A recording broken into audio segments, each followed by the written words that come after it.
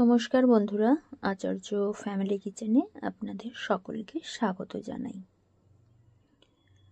আশা করছি আপনারা সকলে ভালো আছেন। দেখুন, আমি এখানে পাবদা মাছ 250 গ্রাম নিয়ে নিয়েছি। আর পাবদা মাছটা আমি বেছে নিয়ে চলেও এলাম। এবার পাবদা মাছে দিয়ে দেব 1 চামচ লবণ, 1 চামচ হলুদের গুঁড়ো,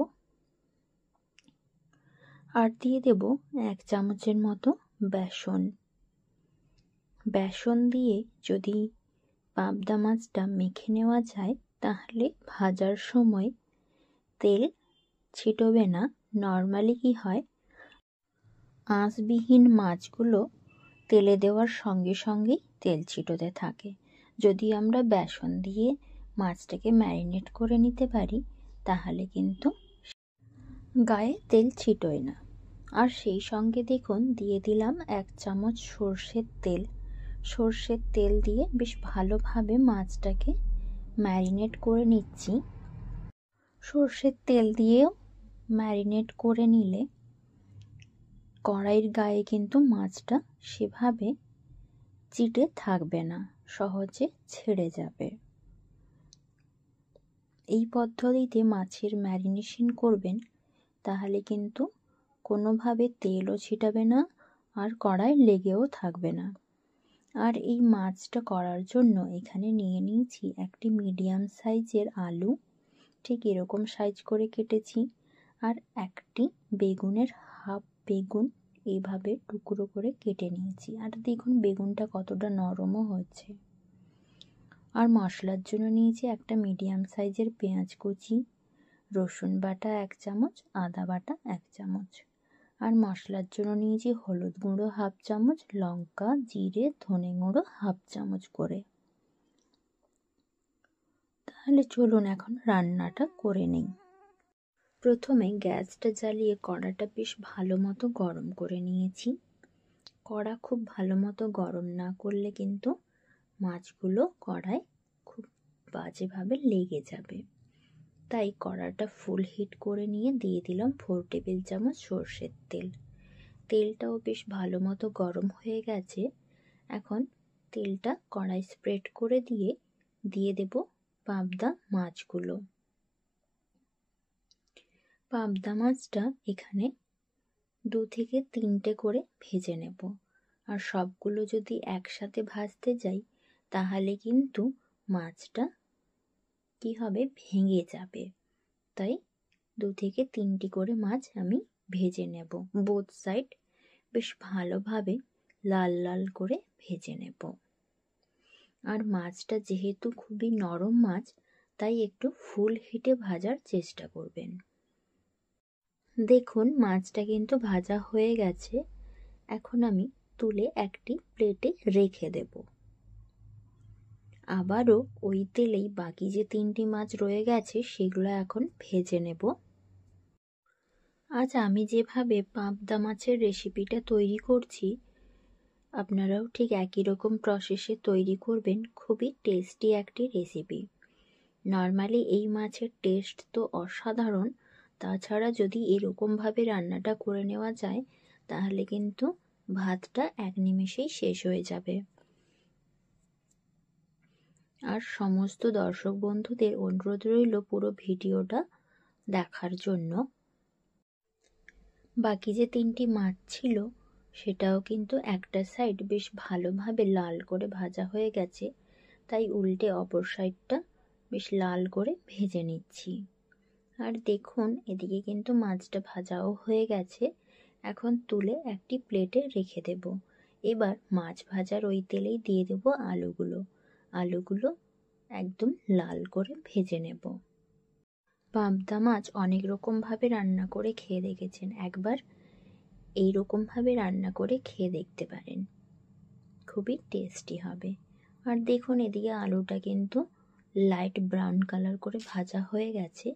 এই পর্যায়ে আমি দিয়ে দেব টুকরো করে কেটে রাখা বেগুন, আর দিয়ে দেব 1 চামচ লবণ, সেই সঙ্গে দেব 1 চামচ হলুদের গুঁড়ো। দিয়ে বেশ ভালোভাবে আলু বেগুনটাকে লালচে কালার করে ভেজে নেব। পুরো ভিডিওটা দেখে অবশ্যই আমাকে কমেন্টে জানাবেন কেমন হয়েছে, সেই সঙ্গে লাইক কমেন্ট শেয়ার করতে ভুলবেন না। এবং এই রেসিপি যদি সবশেষে আপনাদের ভালো লাগে, আমার চ্যানেলটা সাবস্ক্রাইব করে বেল আইকনে প্রেস করে দেবেন, যাতে করে সমস্ত নোটিফিকেশনগুলো সঙ্গে সঙ্গে পেয়ে যান। আর দেখুন এদিকে বেগুন আলুটা একেবারে লাল করে ভাজা হয়ে গেছে। এখন আমি তুলে একটি প্লেটে রেখে দেব।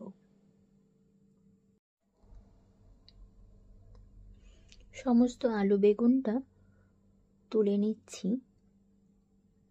এরপরে ওই তেলে আমি ভেজে নেব 5টি বড়ি।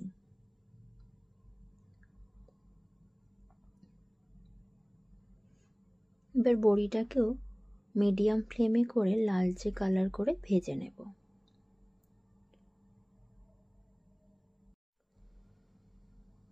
দেখুন বড়ির একটা সাইড বেশ লাল করে ভাজা হয়ে গেছে, অপর সাইডটা ভেজে নেব।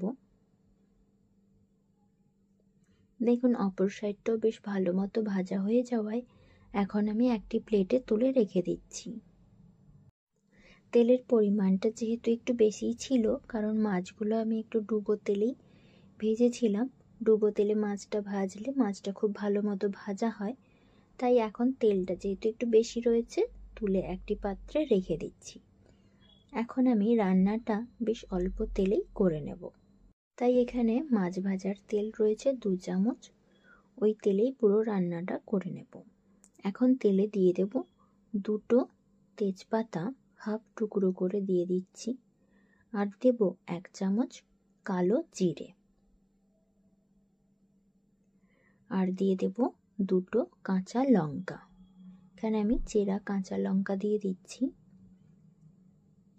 কালো জিরে আর কাঁচা লঙ্কা যদি কোনো কিছু তরকারিতে ফার্স্টে দিয়ে দেওয়া যায়, তাহলে কিন্তু তার টেস্টটা খুবই ভালো হয়। এই পর্যায়ে কালো জিরের সুন্দর ভাজা একটা গন্ধ ছেড়ে দিয়েছে। এখন দিয়ে দেব পেঁয়াজ কুচি। পেঁয়াজ কুচিটা নাড়াচাড়া করে বেশ ভালোভাবে ভেজে নেব। আর এই একই সঙ্গে দিয়ে দেব টমেটো কুচি, একটি মিডিয়াম সাইজের টমেটোর কুচি। টমেটো কুচিটা দিয়ে পেঁয়াজটা একই সঙ্গে বেশ ভালোভাবে মিডিয়াম ফ্লেমে করে ভেজে নেব। এইভাবে নাড়াচাড়া করে বেশ ভালোভাবে ভাজতে থাকবো যতক্ষণ না একটু লাইট ব্রাউন কালার আসছে। দেখুন পেঁয়াজটা একদম লালচে কালার করে ভাজা হয়ে গেছে। এই পর্যায়ে দিয়ে দেব 1 চামচ রসুন ও আদা বাটা। রসুন আদা বাটাটা দিয়ে দেওয়ার পরে বেশ ভালোভাবে ভেজে নেব, যাতে করে আদা রসুনের কাঁচা গন্ধটা চলে যায়। বেশ ভালোভাবে নাড়াচাড়া করে আদা রসুনটাকেও ভেজে নেব। আর দেখুন এখন কিন্তু আদা রসুন ভাজার বেশ একটা মিষ্টি গন্ধ ছাড়তে শুরু করেছে। আদা রসুনটা ভাজাও হয়ে গেছে, আর দেখুন তেলটাও ছেড়ে দিয়েছে মশলার থেকে। এই পর্যায়ে দিয়ে দেব হলুদ লঙ্কা জিরে ধনের যে জল দিয়ে পেস্টটা তৈরি করে রেখেছিলাম সেটা দিয়ে দিলাম, আর মশলার বাটি ধোয়া জল দিয়ে ভালোভাবে মশলাটাকে কষিয়ে নেব। ততক্ষণ পর্যন্ত কষাবো যতক্ষণ না মশলার থেকে তেল ছাড়ছে। দেখুন মশলার থেকে তেল ছেড়ে দিয়েছে। এই পর্যায়ে দিয়ে দিলাম ভেজে রাখা আলু ও বেগুন দিয়ে আর অল্প জল দিয়ে বেশ ভালোভাবে কষিয়ে নেব।